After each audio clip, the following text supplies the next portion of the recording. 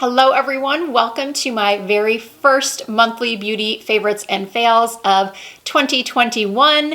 These are the products that I absolutely loved and a few that I didn't love so much. I am going to start off with one product that for the last month I have not stopped receiving questions about, and that would be my nail polish. I have worn this polish in many of my recent videos, and I have listed it in the description box of many of those videos, but I was unable to link it because I just couldn't find it online until I discovered that Walmart has it listed under the wrong brand. It is from LA Colors. This is the Color Last nail polish. It retails for about $2. I think it's $1.98 to be exact. And I purchased mine in store. So when I went to go find it on walmart.com to link, I couldn't find it, but I recently did find it under the brand Almay. So Walmart has it mislabeled, or it's just under the wrong brand. So it will be linked in the description box, as well as all of the other products that I show you in today's video, and everything that I'm wearing, from my earrings to my top. Everything is always listed in the description box, but don't be alarmed if you click on it and it says Almay. This color is called Champagne Sapphire. This is honestly one of the best nail polishes I've ever used in my life. No joke. It stays on for days without chipping, and that rarely happens. Even the polishes that I purchase that say no chip for 7 days, they always chip. This one truly gets me maybe not 7 days of no chipping, but at least 5 days. And I wash my hands constantly, and I'm using a lot of makeup products and skincare products that can break down nail polish, and this works just so amazingly well. I do top it with the Essie Speed Setter Quick Dry. This is amazing. It dries your polish really fast. So this combo has been my go-to. Now this is the only shade I have in this Color Last formula. This is actually, I think, my first LA Colors nail polish purchase, and I purchased it on a whim. I just walked by the display, saw this color, thought it looked pretty, was doing a Walmart haul. So yeah, I can't say if all of the shades are as good as far as wearability. I mean, they should be, right, if they're the same formula, but based on my experience with just this one color, it's fantastic. Moving on from nails to hair. I did a video last month demonstrating the new Drybar single shot hair dryer. And this is it right here. It is my new BFF. For over, I think, 2 years now, I have loved and have been raving about the Revlon one-step dryer and styler. However, I have spoken about how you have to be careful with that dryer because it is very hot and it can be damaging if you're not using the proper heat protectant, or perhaps you're using it too often. It can be very damaging to the hair as it gets very hot. And some of us with more curly or wavy, coarse hair can't use it on the low setting. If I try to use it on the low setting, it doesn't do anything. So I have to use it on high heat. But I loved it. It was truly the only way that I could get a salon quality blowout at home. And I did try the Drybar version called the Double Shot. Both of those hair dryers are oval. And while I felt that the Drybar Double Shot didn't get quite as hot as the Revlon, I didn't think there were enough differences. In fact, I truly saw no real differences between the Drybar and the Revlon to justify the very significant price difference. So when Drybar came out with the single shot, which is a round version of the double shot, which is identical to the Revlon styler, I was hesitant because it's still pricey. It's $150, the same price as the Drybar Double Shot, but I still wanted to try it and see if there was a difference between having the oval shape and the round shape. Now, Drybar says that the round shape is better for shorter hair or for styling bangs. And this type of curtain bang, that is sort of what I have going on here, is quite popular right now. And a round brush is perfect for achieving this sort of look. So anyway, I will link my video demo of the single shot in the description box if you want to watch the video and watch me style my hair for the first time with this tool. I've had it for several weeks now, and I use it about twice a week, once or twice a week. I try not to wash and dry my hair too often, and I just love it. For me, having the round shape does make a difference. It gives me more of that voluminous, sort of supermodel-esque blowout to my hair, more so than the oval. Do I still think that it's overpriced for what it is? Yes. And a few people commented on my video demo of this tool that Revlon does have a smaller round version. But then other people said, no, it's smaller, but it's still oval shaped. So the bottom line is, until Revlon comes out with an identical version of this brush, I am going to continue to recommend this brush if it's within your budget, because I do love it. Many of you know how much I love Olaplex. I use every single step within the range. But last month, after having used Olaplex shampoo and conditioner for the past 18 months, I decided to change things up and purchase some shampoo and conditioner from Oribe. I bought the conditioner for Beautiful Color and the shampoo for Beautiful Color. And I guess a change is just what my hair needed, because from the first washing with these two, I felt like my hair had come back to life. It was as if my hair had been begging me to try something else.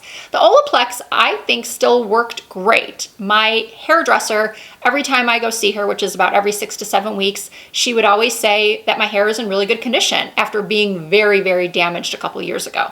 So that's why I started using Olaplex. It had been working really well for me, but I think that this works really well too. So I think what I'm going to do is just kind of go back and forth, use this for a couple months and then go back to Olaplex and then maybe go back to this. Both of these duos, the Oribe and the Olaplex, seem to work really well for my hair and my hair type, and I just cannot recommend them enough, especially if you have color treated hair.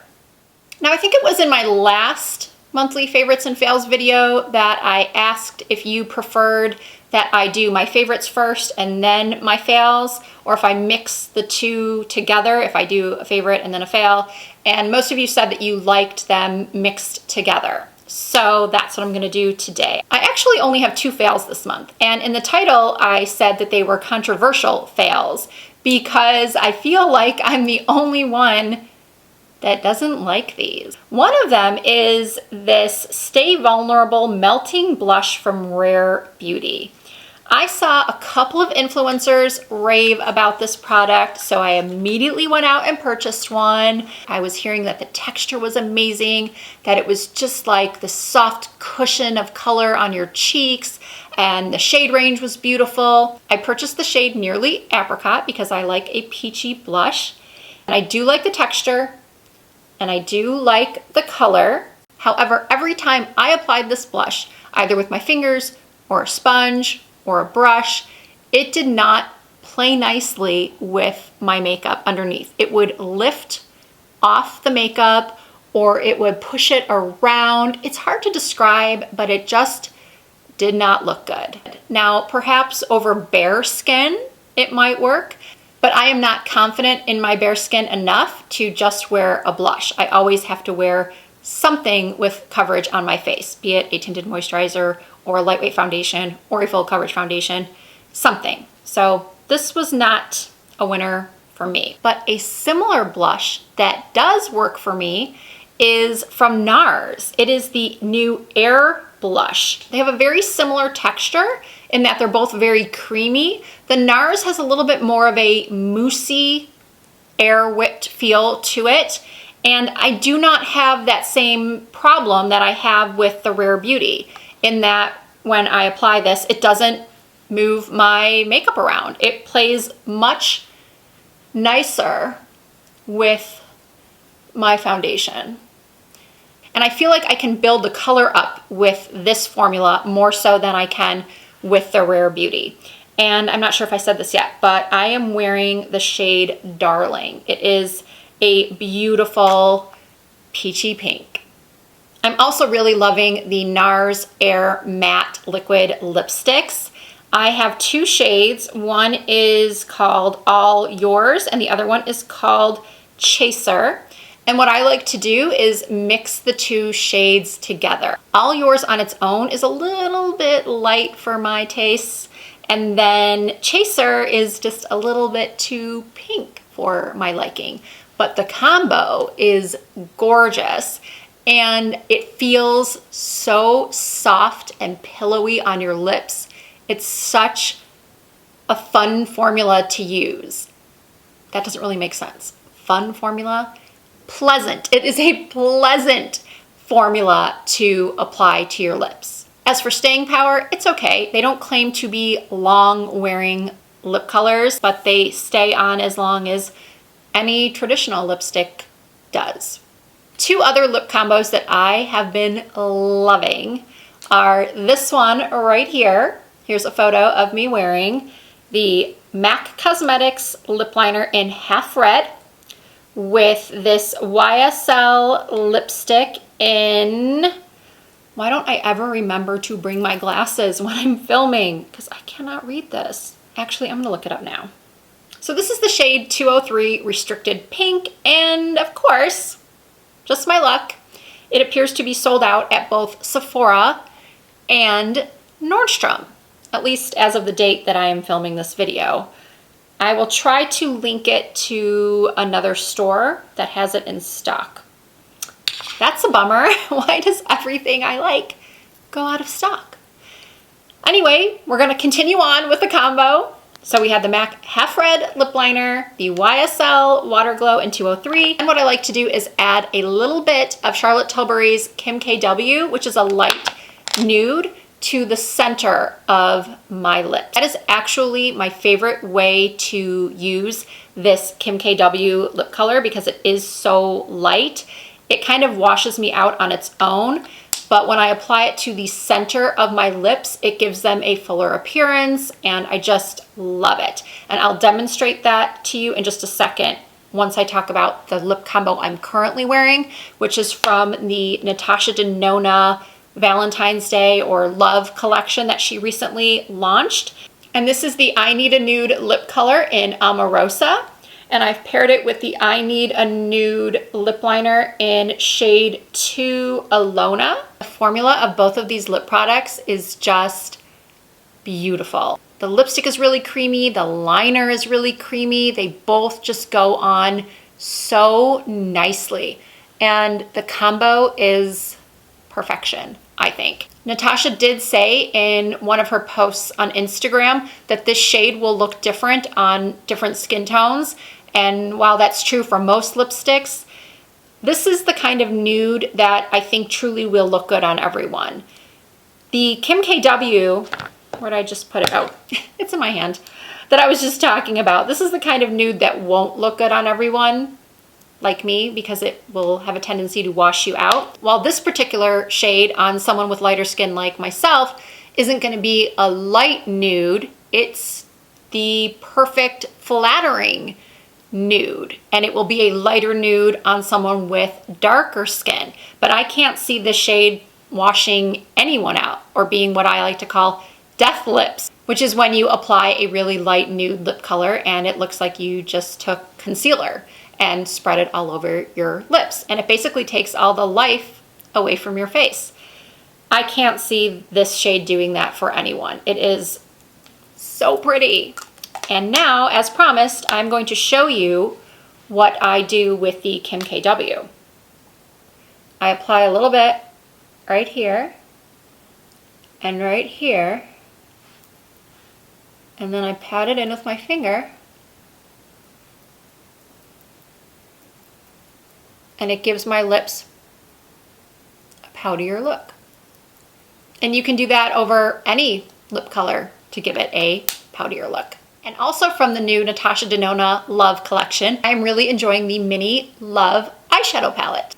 It is what I have on currently. I do have the bigger Love palette from last year. And I think it's great that Natasha does this, that she comes out with these mini versions of the bigger palettes, because let's face it, they're more affordable for many people, and you can achieve a very similar look to what you can achieve with the larger palettes. And in my opinion, the quality of all 5 of these shades is excellent and really up to the standards of Natasha Denona's full-size eyeshadows. I'm pretty sure this is limited edition, so you're going to want to get it while you can. So that was an eyeshadow palette favorite, and now we're going to get to the second fail of the month, which is an eyeshadow palette that, as I said earlier, a lot of people really love.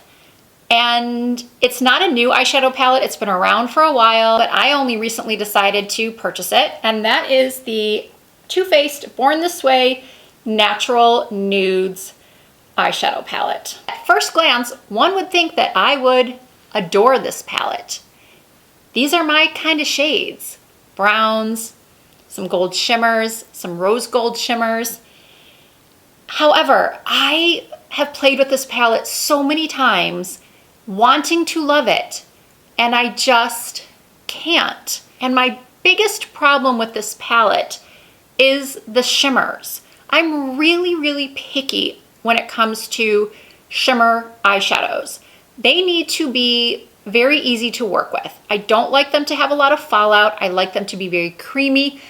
Honestly, I like when I don't have to use them wet, when I don't have to spray a brush with Fix Plus to get a lot of pigment from them. That's my preference. I don't mind if I have to do that, because I do have to do that in some of my Natasha Denona palettes, or even with my Anastasia Beverly Hills palettes.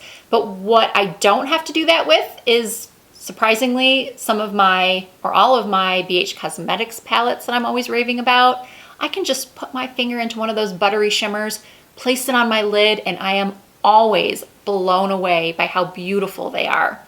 With these, I wasn't feeling it. I wasn't loving the texture. I wasn't loving how sort of gritty some of them are. Like this shade right here called Glistening Snow.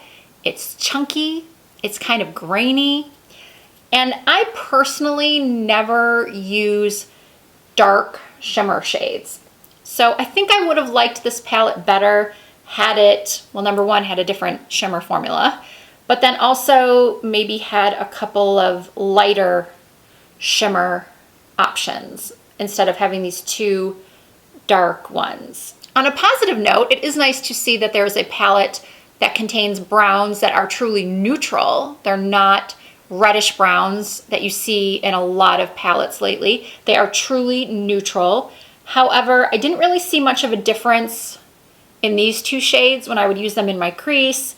And then these 2 just really didn't do much for my eye color. The bottom line is I gave it several tries. I wanted to love it, but I just don't.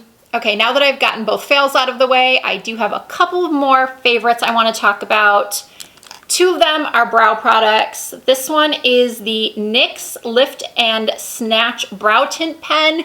I am crazy about this brow tint pen. It is my favorite. I have tried similar pens from Anastasia Beverly Hills, from Tarte, from Urban Decay. I've tried them all, and this is my favorite. It is so easy to use. It is the perfect taupe shade. It's not too red. I do kind of want to try the blonde as well, just to see what the difference in tones are, but I think this one works pretty well for me. And then I'm also loving the NYX Brow Glue. I have talked about in past videos how I will often use the Got2b hair gel to spike up my brows to give them that fluffy or laminated look, but this is even better. It's difficult when you're using a hair gel that comes in hair gel packaging to get just the right amount out. That's where I found it to be tricky. Sometimes I would use too much and then it would end up here and mess up my makeup.